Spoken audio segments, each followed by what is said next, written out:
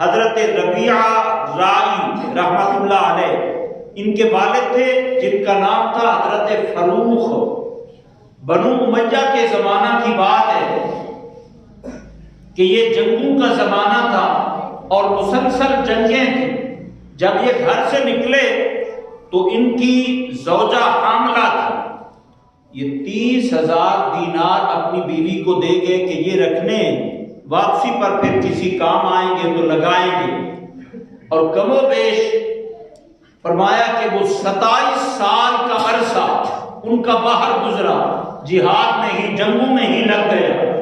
اور ادھر بچہ پیدا ہوا، ماں نے اس کی تربیت کتنی عظیم کی کہ جب 27 سال کے بعد حضرت فروخ گھر آتے ہیں، وَهُوَ رَاكِبُ فَرَسٍ وَفِي جَدِهِ رُمْحٌ، گھوڑے پر سوار ہیں، ہاتھ میں نیزہ ہے۔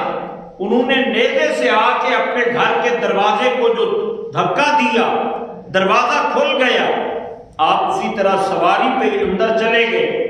بیٹے نے دیکھا جوان ہو گیا تھا، آگے بڑھا اور اس نے کہا کہ گھوڑے پہ سوار ہو، ہاتھ میں نیزہ ہے، اور اتنا پتہ نہیں کہ کسی کے گھر میں اجازت کے بغیر نہیں جایا جاتا۔ انہوں نے کہا کہ تیری عمر جس حد کو پہنچی ہے، تو جوان ہے اور بالغ ہے، تجھے اتنی خبر نہیں ہے کہ کسی کے گھر میں اس طرح رہا نہیں جاتا، تو بغیر اجازت کے یہاں غیر محرم ہو کے کیسے رہ رہا ہے؟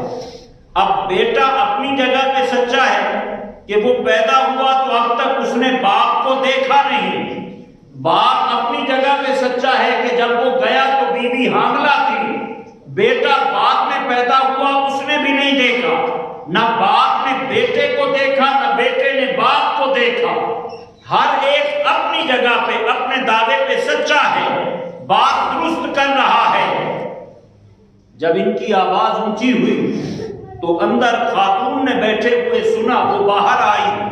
اس نے اپنے شوہر سے کہا کہ جب تم گئے تھے تو میں حاملہ تھی، یہ آپ کا بیٹا ہے جو پیدا ہوا، جس کی میں نے پرورش کی، جس کو پالا، آج اس عمر میں ہے۔ اور بیٹے کو بھی کہا کہ یہی تمہارے والد ہیں جو آج سے 27 سال پہلے جہاد کے لیے گئے اور اب واپس آئے۔ جب آپس میں ان کا تعارف ہوا تو ایک دوسرے سے محبت، ادب اور پیار سے پیش آتے ہیں۔ والد گرامی کو حضرت ربیعہ محدث بٹھاتے ہیں اور خود مسجد نبوی شریف میں وہ درس دیا کرتے تھے۔ اب گھر میں جس وضع قطع میں تھے وہ مختلف تھی، اور جب تیاری کر کے مسجد میں درس کے لیے گئے وہ وضع قطع مختلف تھی۔ وہ پہلے چلے گئے، والد بعد میں نماز پڑھنے کے لیے گئے۔ نماز ادا کرنے کے بعد انہوں نے دیکھا کہ ایک جوان ہے جس کی عمر 25 سے 30 سال کے درمیان ہے، سر پہ بہترین امامہ سجا ہے، چہرے پہ نور کی بارش ہے، اور اس کے سامنے بیٹھ کر درس حدیث سننے والوں میں امام مالک جیسی عظیم ہستیاں ہیں۔ بہت سے سفید ریش دو زانو باادب بیٹھے ہیں اور جو حدیث سن رہے ہیں، اور وہ نوجوان درس حدیث دے رہا ہے۔ انہوں نے دیکھا تو نظر اس جوان پہ جم گئی۔ ابھی چونکہ بیٹے کو ایک بار دیکھا تھا اور گھر میں وضع قطع اور تھی، مسجد میں وضع قطع اور ہے۔ حضرت فروخ نے اپنے بیٹے کو پہچانا نہیں ہے۔ لوگوں سے پوچھا کہ من ھذا، یہ کون ہے؟ انہوں نے بتایا کہ یہ ربیعہ رائی ہے، فلاں ان کا گھر ہے، فلاں ان کا مکان ہے۔ جب تعارف ہوا تو وہ جان گئے کہ یہ تو یہی میرا بیٹا ہے۔